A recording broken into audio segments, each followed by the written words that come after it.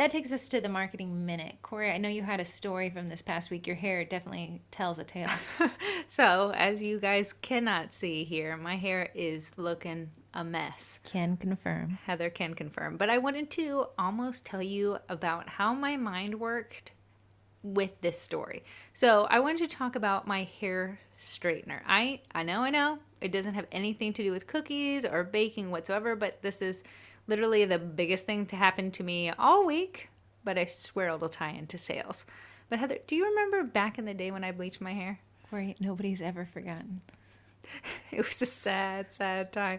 I remember walking into a store and the cashier gentleman literally looked at me and said, "Your hair is hurting my eyes."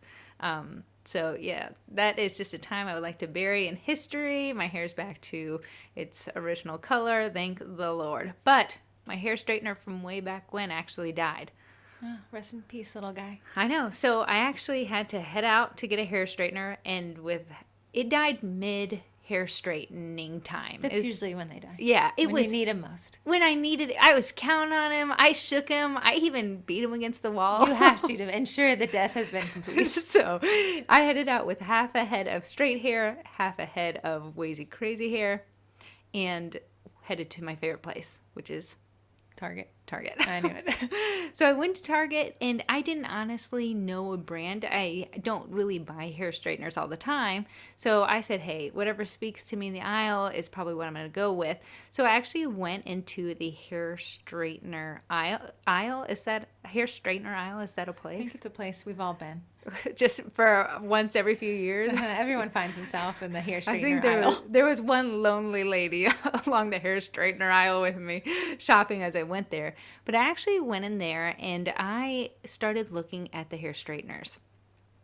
So I'm a pretty middle of the aisle type of buyer, meaning I don't ever buy the most expensive, but I also don't really look for the cheapest. Because in my mind, I don't want to pay for name brand. I don't want to just pay for the name. But then if I buy the cheapest, I also want something that's not going to leave me mid hair straightening Back time. to the straightener aisle. Back to the straight. Yeah, exactly. So back to the hair straightener aisle. But Heather, let me tell you something that happened. When I was looking at the hair straighteners, they had only one that was $100, and the rest of them were all around $29.99. So my mind stood there looking at probably 5 straighteners that were $29.99 and the one that was $100. And do you know which one I grabbed? Tell me. I grabbed the $100 ones. And I just want to tell you what went through my mind. And am I crazy? Is this a marketing term? But in my mind, I said, hey, all those ones are cheap. They're all $29.99. They're not going to last me. This one that is $100 will probably last me for years into the future. There was no middle of the aisle guy. It was either expensive or it was cheap.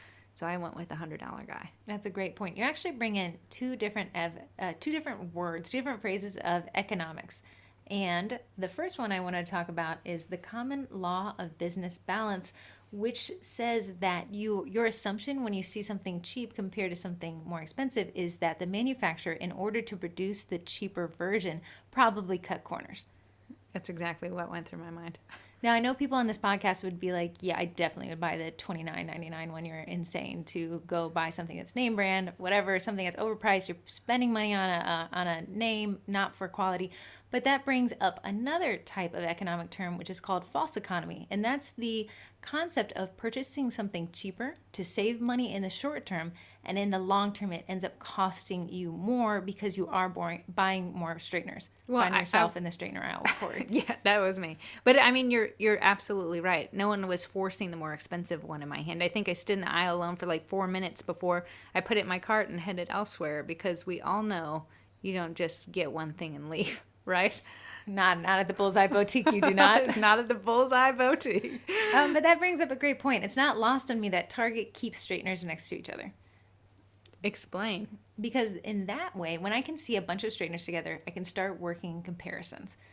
Here's a cheaper one, here's a more expensive one. It helps my buying process. If I have to go hunt, here's a straightener. Okay, odds are I could buy it, couldn't buy it. Is this one on sale? I have to go scouting for it. The odds of me upselling myself are much harder because those products aren't located directly next to each other. Oh, I see what you're saying. There was an interesting question in the group this week. I know I'm springing this one on Corrie. That's all right. But someone said, hey, I have a Google form. Should I put my most expensive things towards the top or towards the bottom? So how did you answer? I said, put your best sellers that are most expensive towards the top. Make me fall in love with the me that gives the best gifts and make me sad about the me that wants to cheapen out there at the end. Like, fall in love. This is an edible arrangements practice either way. Go to their website. The biggest and the best is at the top. The worst and the lowest is towards the bottom. By the time you've fallen in love with the top, when you see what the lower option is, it's not as shiny as it once was. I fall for that sales tactic 100% of the time. Oh, great. You are twins. I do the same thing. So, yeah. So, in the end, you ended up buying the $100 straightener. I actually did. As you can see, I have not used it yet. You have not. But to me, it just said, hey, there is more quality, there's more value. If I spend the big bucks now, that I'll be happier on down the road when I'm straightening my hair in the morning. And it caught you at a pain point. You were at the point where a faulty straightener had left you high and not so dry, I guess, and blow dryer. And I guess that now when you go shopping, you see the opportunity to spend a little bit more will save you from the stress you're currently in. I do say, and as it relates to baked goods, is most people are buying, whether it be hot cocoa bombs or Easter cookies, there's a expiration date. So people are buying for a reason, whether it be a birthday that's coming up. They have a pain point. They need to supply cookies, baked goods for this specific date, the specific party, the specific gift. So I think people have that mindset of, hey, am I going to be up the creek without a paddle if I go with maybe the cheaper option all the time? Or can I spend a little bit more and get a little bit more value and be guaranteed to be the star of the show when I show up with these cupcakes? Another great point is, I'm going to ask Corrie an impromptu question. Oof. What roofer do you recommend? This is the best question ever, because I don't have a roofer to recommend, because you buy a roof maybe tops once every 20 years. Right. So the odds are, if I ask a sundry amount of people that question, homeowners that have been homeowners for 20 years, they're all going to recommend the only person they ever used. They have nothing to compare it off of because they never needed to use them twice. Yes, I know people out there, I replaced my roof 3 times this year. You're not our target audience for this Don't question. buy that roofer again. Whatever It's you're not doing, good. stop. But the concept there is, I am not a baker. This is Heather speaking. I don't know what hot cocoa bombs require. I don't know if there's a cheap kind of chocolate and an expensive kind of chocolate. But what I've been trained to say is the most expensive probably is a really nice chocolate. The cheapest is probably the least nice chocolate. I'm probably going to go either more expensive if this is for a gift. If it's for me, I'm probably going to go middle of the road. Mm-hmm. So I know that people look at Facebook Marketplace and say, how could this person be charging so cheap? There's no way I can compete with them. The key is don't compete with them. Yeah, it's not a race to the bottom. If it was a race to the bottom, we'd all be out of business within the next 6 months. I mean, we could make cookies for free, and some of y'all do. But if you charge the value, if you can find what the cost is for you and then charge the value, you're going to find a clientele that's willing to pay that. Exactly. So that actually kind of segues us into our next topic, which is business boundaries and business burnout. Okay, I just want to let you guys know, Heather has been on this boundary kick for about 24 hours now, and I've never been having so much boundary with me. I think she greeted me this morning with a boundary. So boundaries are this new concept I'm studying. So I'm getting a little bit burnout in my day job, and it's just people constantly asking. What we call it in the marketing world is scope creep, meaning, hey, here's what we quoted you, here's the work we provide, but then they kind of see, well, you guys seem like you're good at IT. Maybe you could help fix this. Hey, this isn't working on my computer. Could you help me fix this? Hey, you guys have cameras. Can you just swing by and get a video done? Every time I say yes to something I should have said no to, I'm training my client. Yeah, and you can train them in a good way, or you can train them as Heather does. In a terrible way. So the concept being is setting business boundaries. So I know, I'm going to ask this question. I know everyone's going to think of a name. Do you have a client in your mind that you hate working with? Don't say the name out loud. Just think of them. Maybe think negative thoughts. Terrible whatever, thoughts. that they're out there. But the reason that they're there is because you haven't input boundaries.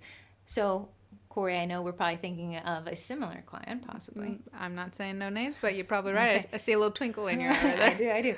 So when dealing with this client, he would possibly email on Saturdays asking for a Saturday meeting. Well, we don't plan meetings on weekends because Corrie and I do not work on weekends. Every time I email him back on a Saturday, I'm letting him know, hey, I know I said I don't work on the weekends, but I actually do. So feel free to email me Saturday, Sunday. Honestly, schedule a meeting at last minute because I'm going to still answer the phone, so you don't have to give me a heads up. And guess what that does when Heather creates a boundary down the road? For this gentleman who always got a yes from Heather on a Saturday or a Sunday or an impromptu meeting, and finally she says no. He's going to be mad. And there's two options for things that will happen.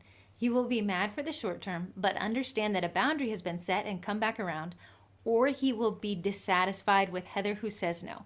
This is also Heather talking in third person. With me who says no. When the client falls off because he's not happy that you have a boundary, he was not your ideal client. Your ideal you is a person with boundaries. The people who enter and come and go from that are a result of your target market. Now, I know we preach in the group is not everybody is your target audience, right? Yeah, absolutely. They're not. And if you are taking every call and you have that nightmare client and they're constantly late in picking up and you're never charging them late fees, you're never charging them rush fees, you can't possibly be mad at them for continue to do the same behavior over and over again. So to give them a little resolution, what happened with that one client that you just brought up, the one who schedules on Saturday and things like that? How did you remedy the situation? We created some boundaries and we applied them to him and he refused to abide by them. So meaning he doesn't respect the boundaries. And he's not your ideal client. And we cut him loose today.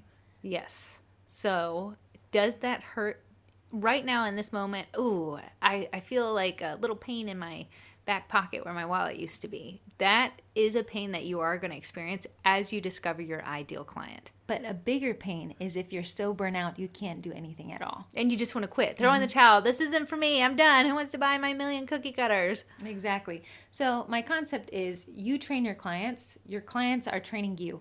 It's the back and forth. When they ask you, hey, I won't be able to make it to the time we agreed upon, rush fee or late fee. That's or what those delivery are for. fee. And I know there's certain circumstances and you're like, oh, this doesn't work for everybody. Hey, if there is a illness in a family, an emergency in the family, you can make that personal call. That's absolutely fine. But if the majority of the time you're bending over backwards and none of your customers are, there's an internal There's a boundary issue. missing. Exactly. And that's a great point. So people say, well, it doesn't hurt me to stay an extra hour, leave my porch open for an extra hour for a pickup. Here's when you know a boundary needs to be set. When you start resenting the person. Heather knows that sometimes I've bent over when I shouldn't have and been like, oh yeah, you can come in about 2 hours. And then they'll come 1 minute away from the 2-hour mark. And I just almost want to throw the cookies at them. Right. So Corrie's boundary was not set correctly because it ended up in her being resentful for the person. The person had no clue. They only did what they've always done. And it's important for us to protect our own boundaries. And that is my new kick this week. I'm totally feeling it. I agree. And hey, just to that, I know I'm just going over your time a little bit. No, actually we have 3 more minutes. Oh, well then I'll talk Take it slowly. away, Twin. I'll take the time. But I did make a post in the group about using Facebook Messenger for your business. Great point. So if you